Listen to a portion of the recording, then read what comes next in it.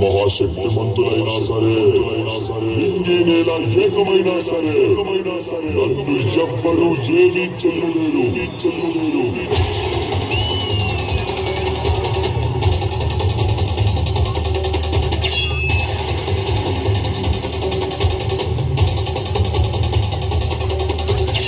నేనొక ప్రళయ భయంకరుడిని.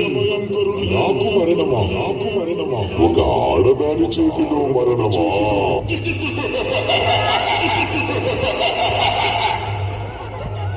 అమ్మా, మమ్మల్ని కాపాడు తల్లి.